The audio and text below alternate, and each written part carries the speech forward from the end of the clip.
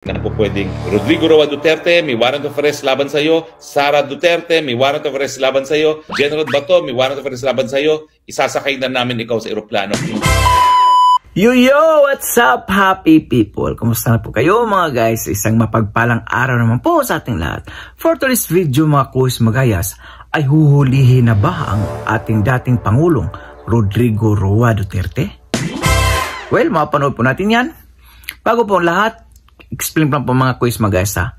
Kaya pala talagang hindi po mabitawan o hindi po talaga iniwan ni Pangulong Rodrigo Roa Duterte itong si Attorney Harry Roque Macues magayas. So, grabe. Dahil napakatalino po talaga. No? So i-explain po niya dito kung ano po yung kaibahan ng ICC Court at ang Philippine Court mga kuis magayas. No? Grabe, i-explain po niya at grabe na kamanga po yung talino ni Attorney Harry Roque Macues. So without further ado, let's begin. Ano ba yung pagkakaiba ng preliminary investigation sa ICC at ano yung pagkakaiba sa proseso ng pag-aresto tutuluyan nilang arestuhin ng ating dating Pangulo? Ang preliminary investigation po sa Pilipinas is a statutory right. May karapatan ang akusado na sumapi sa preliminary investigation. Sa rules ng DOJ, kinakailangan mabigyan siya ng lahat ng complaint affidavit at lahat ng mga ebidensya ng mga nagrereklamo sa piskalya. Ang proseso po ng ICC ay nakabase nga po dun sa European system na ang tawag ay inquisitorial. Tanging mga prosecutors lang po ang nangangalap ng ebidensya. At hindi po entitled ang akusado na magsumite ng kanyang counter affidavit. Wala pong ganun. Kung nanaisin ng prosecutor, po pwede niyang isupina o isamon ang nasasakdal. At that point po na nagpe-preliminary investigation, hindi nyo pa po alam kung sinong nasasakdal. Sa preliminary investigation sa Pilipinas, alam mo na kung sinong dinidemanda. Sa preliminary investigation ICC, dahil nga yan ay inquisitorial, hindi mo alam kung sino talaga ang dinidemanda or iniimbestigahan. Kaya po ngayon, hanggang ngayon, hindi natin alam kung sinong iniimbestigahan. Bakit po ganito? Kasi nga, ang sistema nila is hayaan na nating mga prosecutors ang kumalap ng ebidensya at kapag sa tingin na nila, meron na silang probable cause, yun po, pareho tayo ng ICC, magre-request na sila sa hukuman, sa pretrial chamber ng warrant of arrest. Kapag naman tinawag ang mga individual para sumapi sa preliminary investigation, bibigyan naman po sila ng karapatan, kasama na ang karapatan na magkaroon ng abogado at yung right against self-incrimination. Kung sila po ipapatawag ng prosecutor. Pero hindi po sila required na magpatawag ng prosecutor kung sa tingin nila sapat na yung ebidensyang nakalap nila at hindi na kinakailangan na kausapin ng mga kakasuhan, wala pong obligasyon sila na bigyan ng notice ang mga kakasuhan.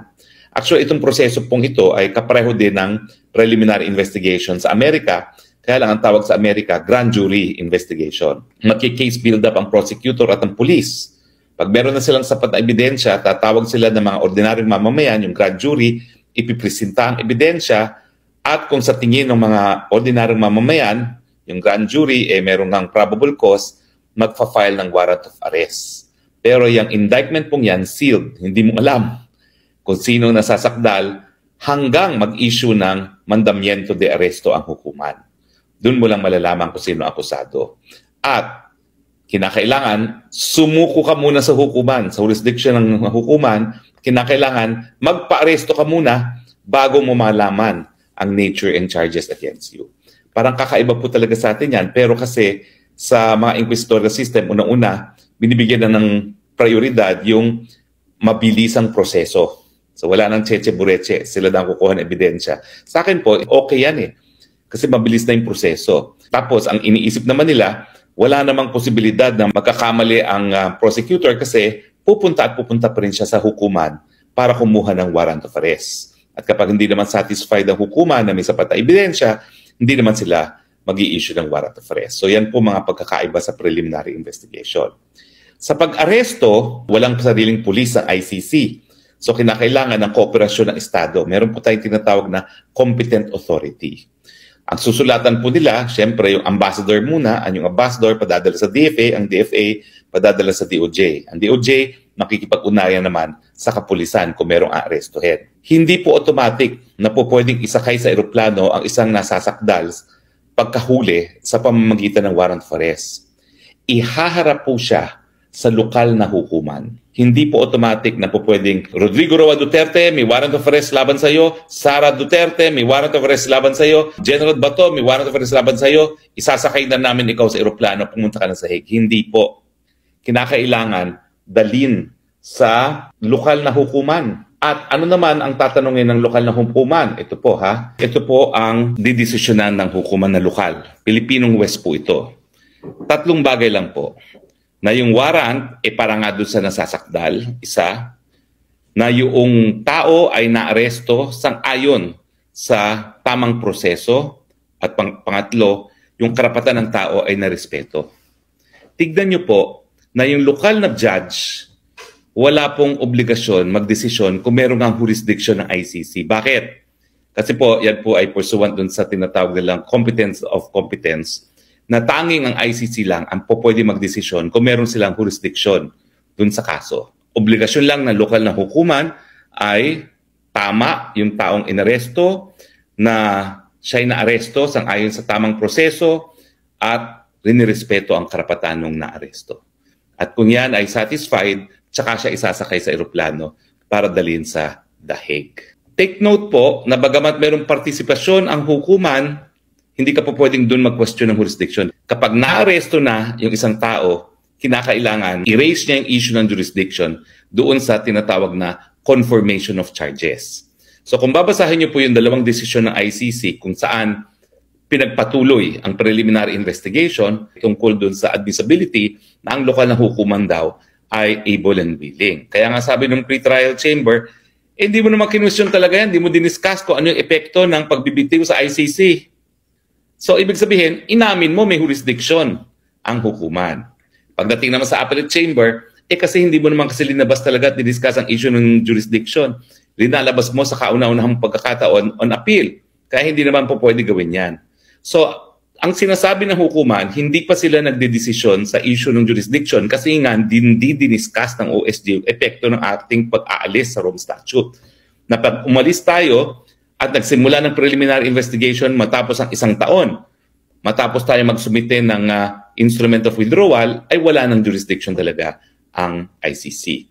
So ang susunod na pagkakataon na po pwedeng erase yan ay hindi man lang sa lokal na hukuman, kung hindi doon sa confirmation of charges, pero huli ka muna. So yun nga mga kois, mga guys, no? So makikita po natin kung gaano po ito katalino itong si Attorney Harry Roque, mga kois, mga guys, no?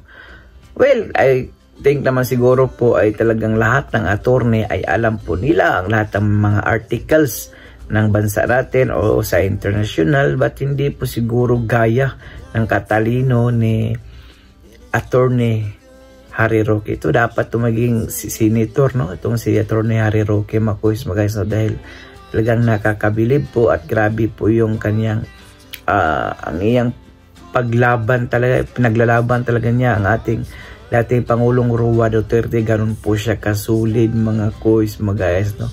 Hindi gaya yung iba dyan ay talagang bumabalimbing na. Ito ay talagang nananatili po dahil nakikita po niya kung ano po talaga ang tukoy at layunin ng ating dating Pangulo sa ating bansa na walang iba kundi ang kasaganahan ng bawat Pilipino, mga kois, mga guys, no? Kaya po siguro ay talaga hindi po niya iniwan ang ating dating Pangulong Rodrigo Roa Duterte. Salute po sa iyo, sir, attorney.